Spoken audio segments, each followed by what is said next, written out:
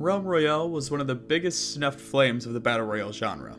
Released in the summer of 2018, Realm Royale was a game that, at its best, was peaking at over 100,000 concurrent players a day, and unfortunately, a game that, as it stood, barely managed to fill lobbies. More recently, however, an internal team at Hi-Rez Studios, the developers known for taking their games into the ground, did the unthinkable, and may have just brought life back to a dead game.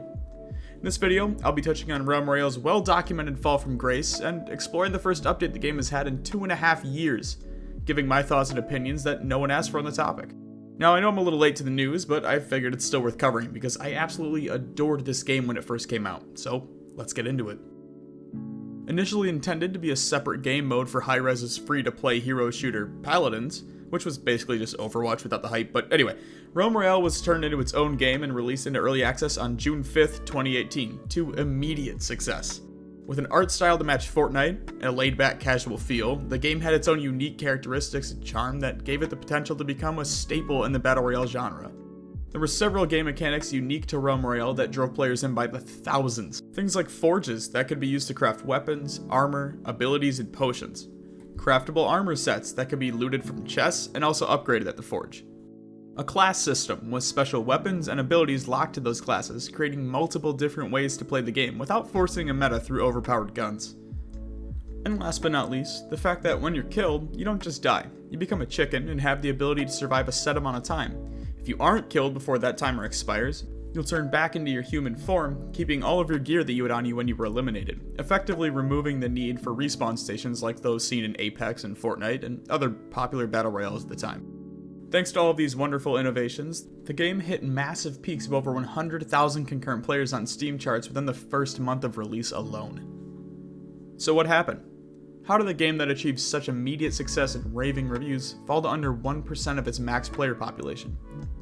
Well, it's no secret that Hi-Rez Studios has a history of building some fantastic games, and then proceeding to skullfuck those games to the point that they're practically unrecognizable. And that's just what happened with Realm Royale. At its height, the game had potential to be one of the greatest battle royales of all time.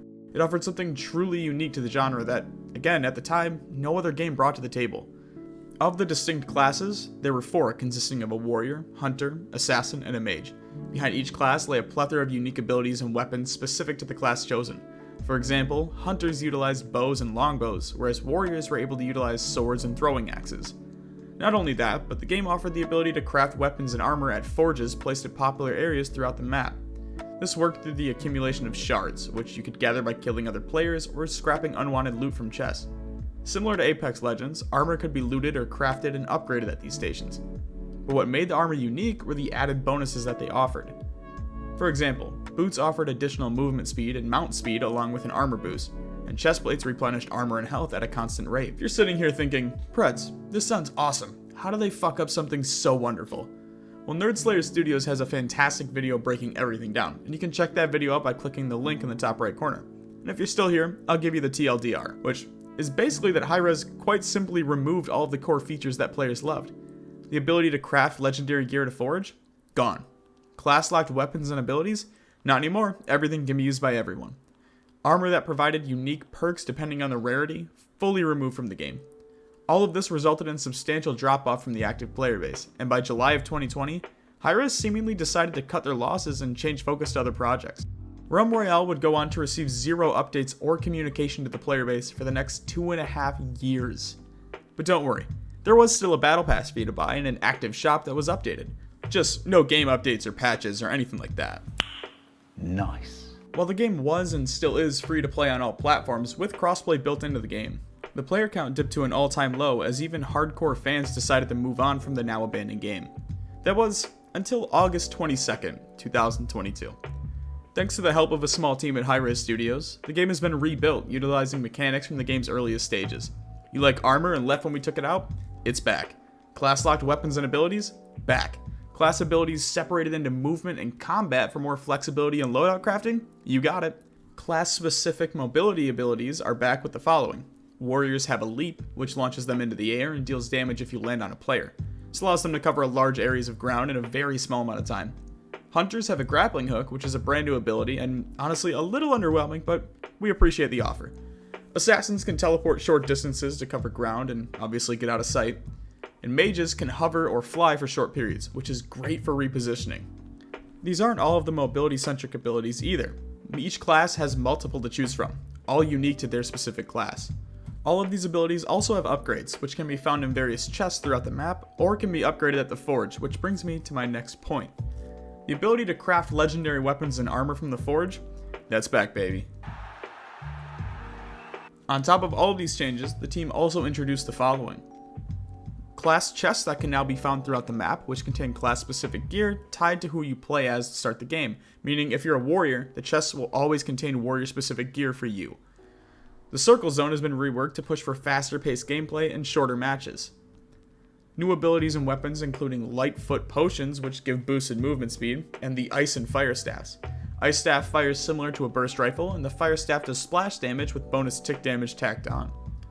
Solos and trios are the default matchmaking queues, as duos and quads have been removed. Now this one was a little frustrating, but I can see the appeal being that they're trying to rebuild a fractured player base, and pushing players to 1 to 2 game modes will reduce the amount of bots that have been flooded into the game since 2020. Oh, did I say bots? Don't worry, they also removed the overwhelming bot population in the game in favor of player-filled lobbies. From my understanding, there will still be some bots, and in my limited gameplay, I was able to find a couple instances where it seemed pretty evident they were still roaming around, but nowhere near as bad as they used to be.